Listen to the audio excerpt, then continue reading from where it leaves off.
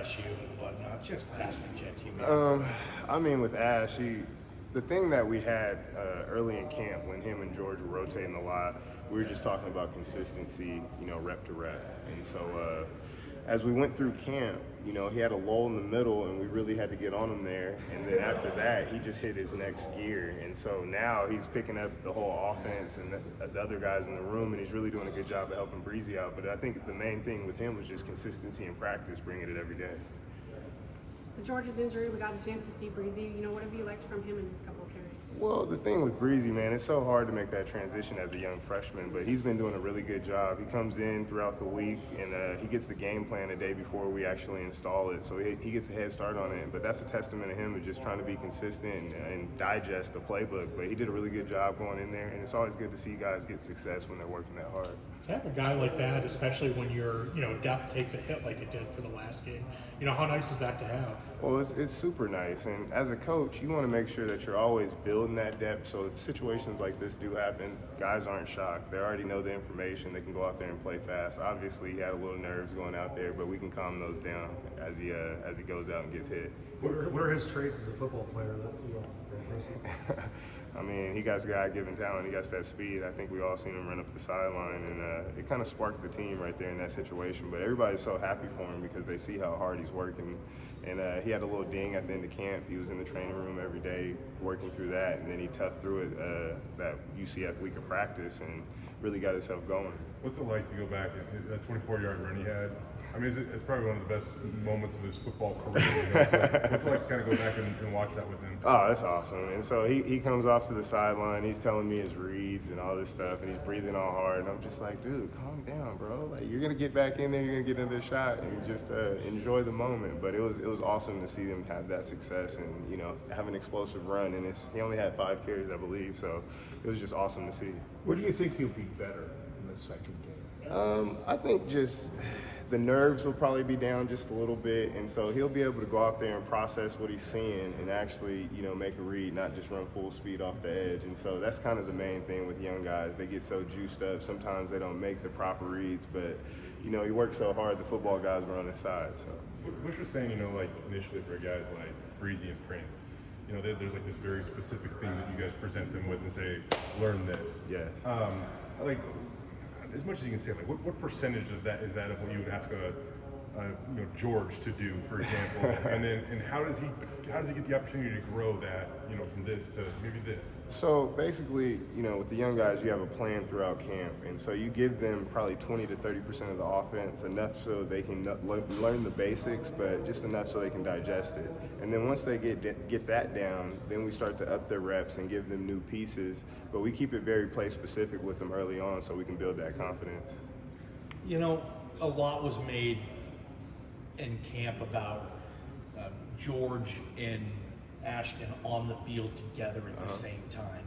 Maybe, I know you're not going to let the cat out of the bag, but is it going to be Ashton and Breezy possibly on the field at the same time? Well, we have specific packages where we get 2 backs on the field, and so like we were alluding to earlier with the injuries and stuff, it was my job to make sure that all the backs kind of knew the 2-back package so we could keep that rolling. We want to keep that a big piece of our offense because we do have multiple skill set backs. We got KD, who converted wide out, and Ash and George, they can catch the ball really well out of the backfield. So that's something that we want to continue to do and recruit that way as well. What was that like during the last game? I don't know if KD was active or not, but obviously Ethan's out and George is out, and then Tyler goes down. You're not sure what's going on there. I mean, you guys were getting pretty thin there. Oh, it was exciting. So, you know what I mean?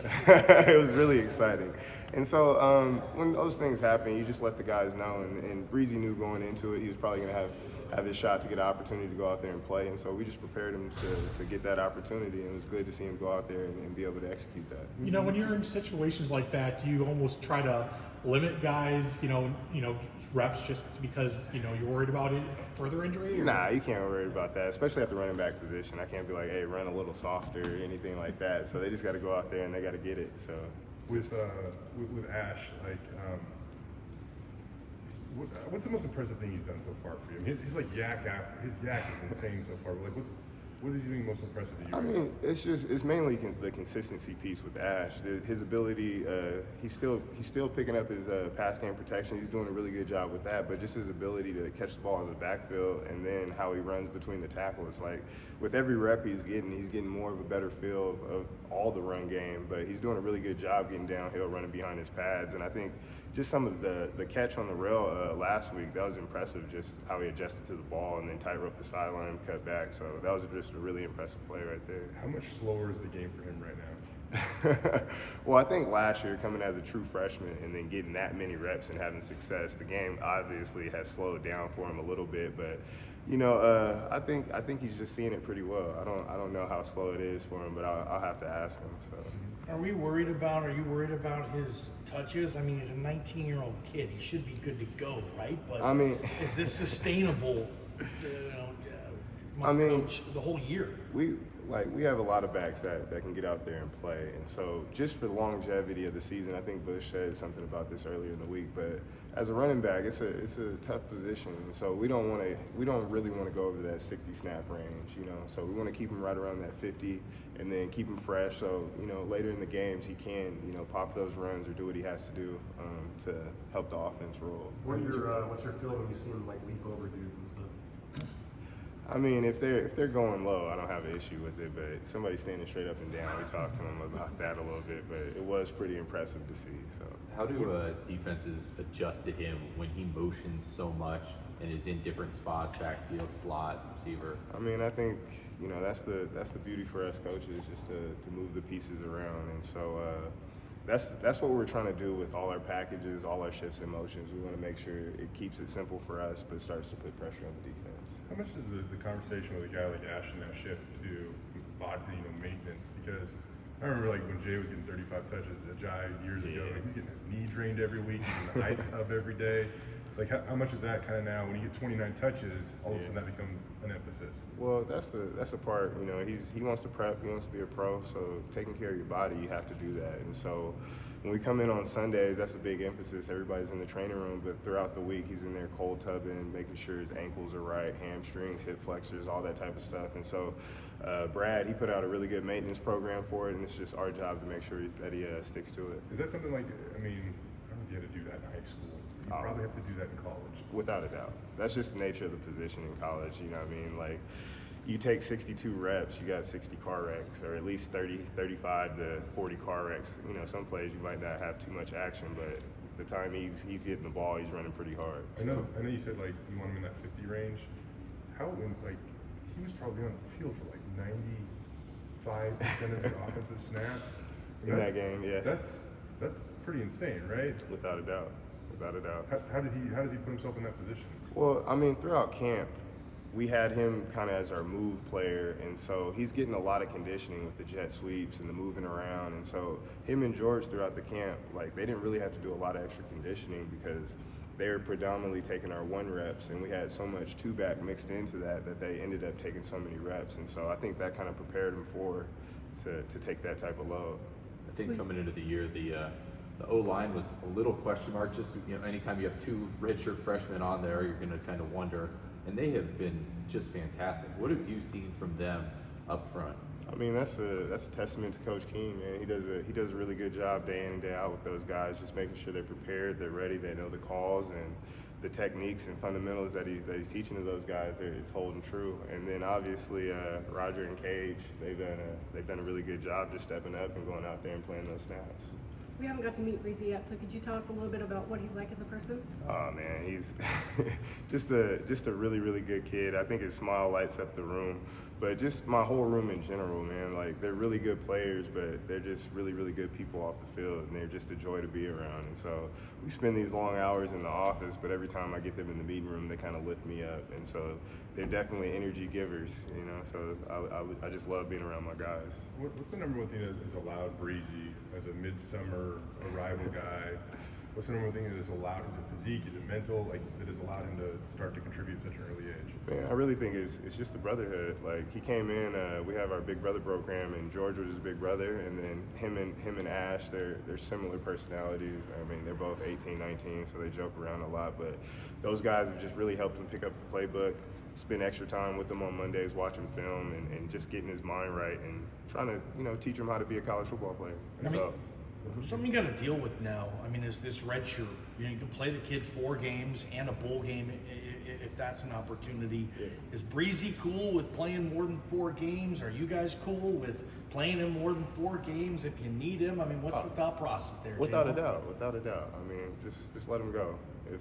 And especially with our situation now, he's gonna have to go. But the way he's growing and developing, you know, on and off the field is why hold him back. You know. He wasn't shy when he signed. That a big reason was because of Keith Bonifay, you know, Oh, yeah. when he signed. So for a young kid like that to be close and then his coach leaves, what's your relationship like coming in, and what was that like, I guess, when he signed? Well, that transition was awesome, and so as I came in, I made an emphasis to call the players and players, recruits, and their parents, and it was just, you know, rebuilding that relationship. And I told them, you know, I've got a lot of respect for KB, and we teach similar things, and so, you know, but the main piece was just building that relationship with them, getting them comfortable, and then showing them my personality and kind of how I coach. With Ashton told me last week, I think, that, you know, you guys sit down, you kind of watch a lot of different running backs and things like that, and he said a guy like him, like Christian McCaffrey kind of stands out to him, but he also watches wide receivers and stuff. So who do you kind of like want him to maybe emulate at this point? I mean, like, there's Alvin Kamara, definitely CMC, but just those triple threat guys, because I think that's where the position value is at right now. It's just, you got to be able to block, you got to be able to obviously run the ball, but if you can bring value in the pass game, it just expands everything for you as a running back. So we try to watch those guys, but I just try to give them certain things, because throughout camp, you know, we're in here in the dog days, and so we'll get through our film, and so I try to just put on different guys to pique their interest and see how other guys do it. And so them seeing other guys do it at a really high level, it gets them out to practice. And I'm like, you think they just do this on Saturdays or Sundays? And so it gets them wanting to be consistent in practice and working on their different skills and tools, finishing on safeties, you know, just different things that you got to do every day if you want that to show on Saturday. So What's he like in the weight room, Ashton Genty? I mean, you look at him, he looks like Ricky Williams in pads with the Texas Longhorns. Is he ripping it up in the weight room too? I think he does a pretty good job in there. I don't know the specific numbers, but they're a lot higher than mine were. So. I'll ask you about Ethan real quick, just because that's a devastating blow for him. He's a local kid. Without a doubt. I don't know if you know, but like his senior year at Eagle, on his second touch of the season, he blew out the other knee. I know. So how's he handle? How tough is that? You know, for him throughout the spring and the fall, like a lot of people don't see it, but he had a really, really good spring ball. He had a really good fall camp, especially in scrimmage too, because we had some depth issues in camp there, and he came in and did a really good job. He worked his way in on special teams. He's starting on 3 or 4 special teams, and for him to go out that way on the first snap, it just kind of hurts your heart, just because you see day in, day out all the work these guys put in. And so, you know, like it was, for me, like I can get emotional talking about it because I just know like how hard he works and how much he wants it. And so I was coaching that position on kickoff, and so I saw it the whole way, and it just broke my heart literally. So. I mean, I don't mean to be too cliche here with you and your injury status, but like, how do you help him right now through that? Well, that's the thing, man. Like every situation in college football I've kind of been in, and so whenever my guys hit those situations, I give them little tips and pointers. But the main thing when you have injuries is to keep coming back and stay around the guys, because you don't want to isolate yourself. That's when you start fighting those demons and you can get a little depressed. But he's still in meetings, he's coming around, he's getting his treatment, and he's still in good spirits. So it's just a little bump for him. We'll see Ethan Makita coming back.